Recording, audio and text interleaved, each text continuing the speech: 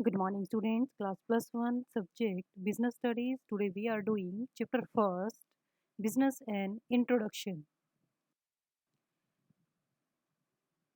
Our topic is business. First of all, meaning of business.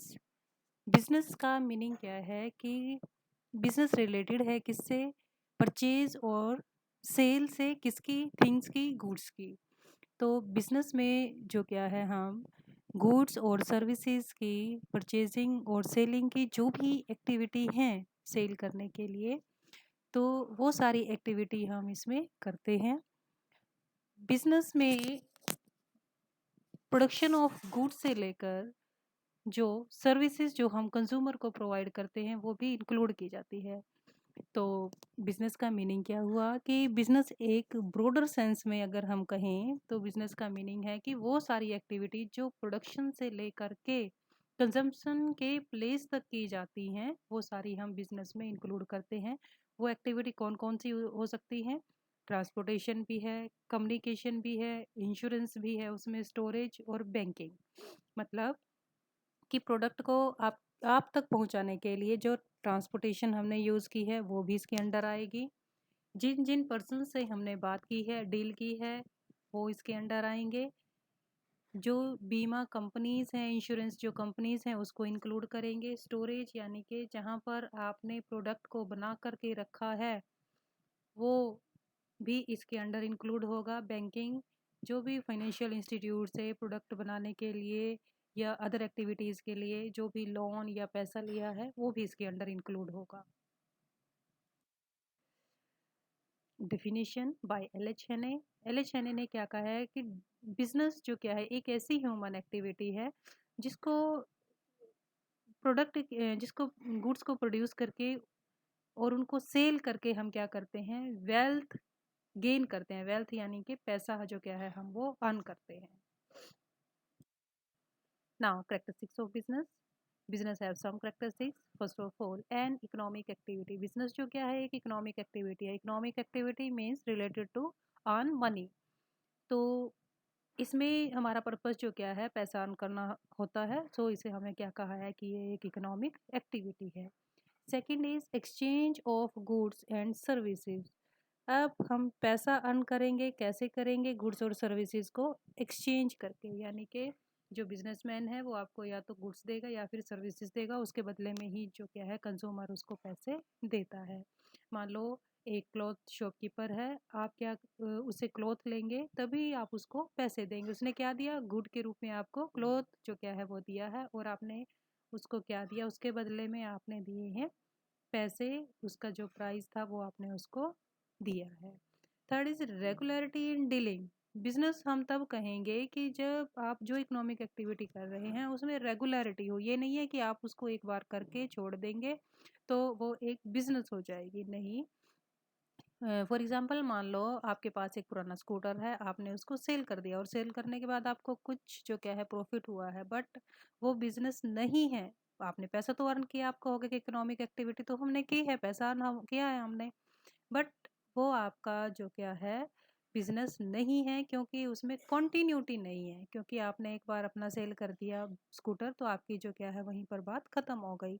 अगर आप जो क्या है यही काम करें कि आप पुराने स्कूटर ले रहे हैं बार बार और उनको सेल कर रहे हैं, तब हम इस एक्टिविटी को बिजनेस कहेंगे। तो थर्ड आपकी फीचर क्या है कि आपकी जो डीलिंग है, आपकी जो एक्टिविटीज़ हैं उनमें कंटिन्यूटी होनी चाहिए, रेगुलरिटी होनी चाहिए। Fourth is profit motive.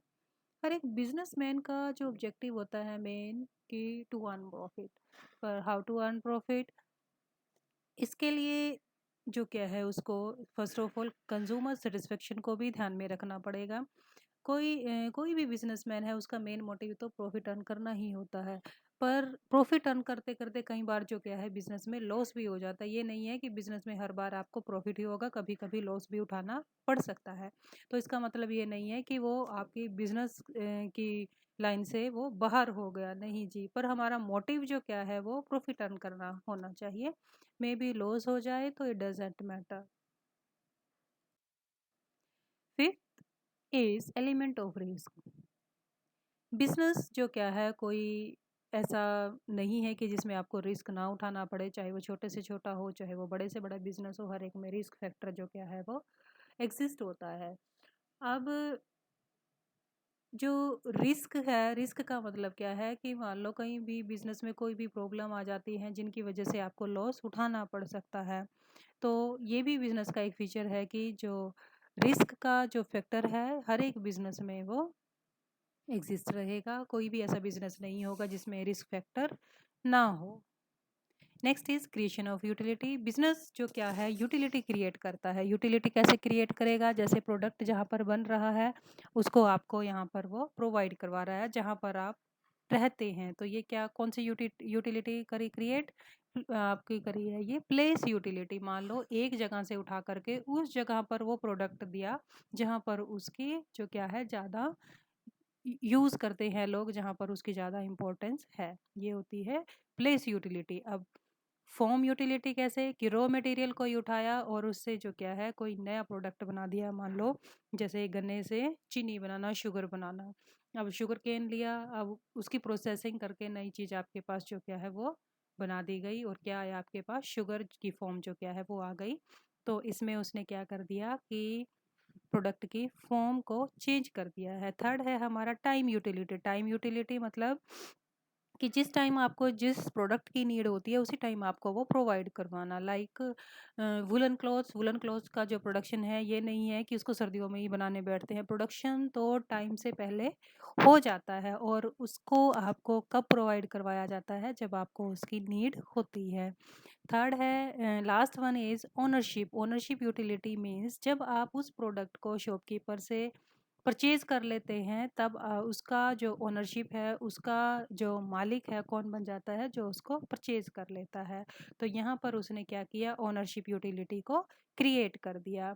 Seventh is consumer satisfaction.